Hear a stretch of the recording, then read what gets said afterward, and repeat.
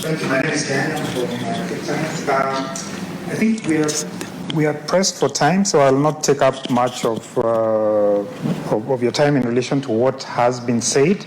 And I think to add on to what Murithi has said, the lack of empathy is a noted concern for artificial intelligence, especially when it comes to journalists. And I think one other factor which will always remain part of humans is humor, which is very, very crucial for social interactions. I think we can go home today not worry too much about what AI can do, because humor is something that is contextualized socially, and it doesn't matter how much you train artificial intelligence systems, I don't think we'll ever be able to capture an aspect of human interactions that quite knows what humor is. Because we laugh sometimes at facial expressions, something somebody does.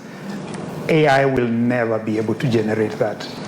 It can generate a movie, it can generate a video, but the ability to make us laugh is something we will always remain with us.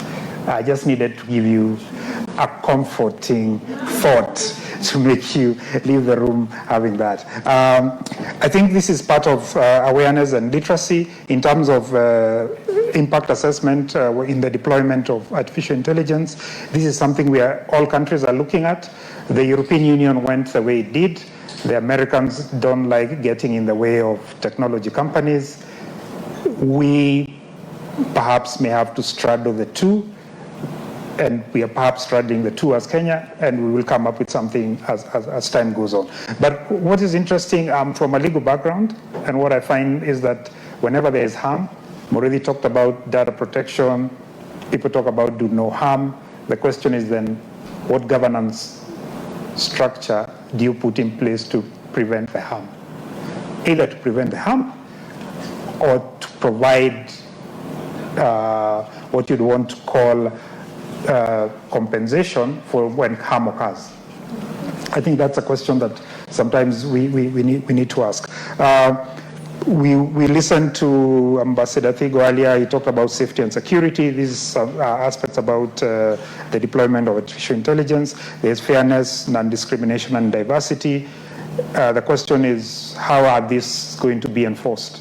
These are nice principles, but are artificial intelligence deployers going to do this as a result of the goodness of their own hearts? That's a question that we want to ask. And the question sometimes also is a question of opportunity. Do we have opportunity to have artificial intelligence systems that are able to translate our languages or speak in our languages? And who is going to mandate that? Because sometimes in Africa and governments in Africa, perhaps we are limited of resources. The question is, who is going to mandate some of these things? As of course, the question of sustainability comes in. I think a majority of us are not aware, but I think you may need to be aware. Especially the generative AI components, they consume a lot of electric power. Those GPUs, the way they run, I think the compute power, I don't think in our environment we are able to dedicate that kind of electricity to these systems. And that's why perhaps we would have those challenges. And the question in our environment sometimes is, how can we harness the green energy we have in Kenya to be able to deploy these systems sustainably over time? And that is something that I think the Kenyan environment we are exploiting. There's a question of course, privacy and data protection. And somebody talked about, maybe Ambassador talked about, there's this data being collected every 2 years. He said 90% of all data that we have now is created in the last 2 years. The question sometimes is, who is creating this data and how accurate is this data? Because we know that if you put in inaccurate data, what will come out is inaccurate data. And that's why I want to sound as a comforting person in relation to the deployment of AI. This is nothing to be scared about. We will always need humans. Always. We will always need humans. Whether it's fact-checking that has now stopped in some of these platforms, we will always need humans to tell us what is and what is not true. Essentially, I think throughout history, there are questions about what is truth and what is not truth.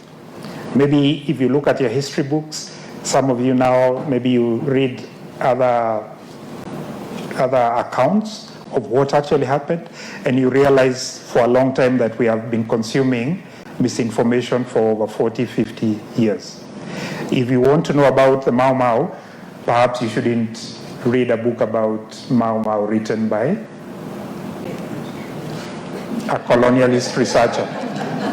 Yeah, because perhaps you may need to go to, I don't know, one of those places where there was a massacre, like the Lari massacre, and ask the individuals there what actually happened. Because the account that was given by the persons who committed the massacre cannot be the same account as was given by the people who experienced the massacre. So what I'm saying is that even these systems, even as they seem to generate this information, especially generative AI, they seem to generate this very clean, crisp narration of events.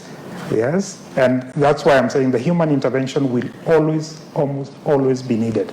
Let us not despair as a human race. We have had to deal with technology for a long time, and we will be the ones managing technology. The EU has done what it has done. The UN is doing what it's doing in relation to managing this technology. And where we in this environment perhaps are not even under the threat of what we call, what is known as frontier AI. Frontier AI is really out there. It's something that runs systems. It can run satellites.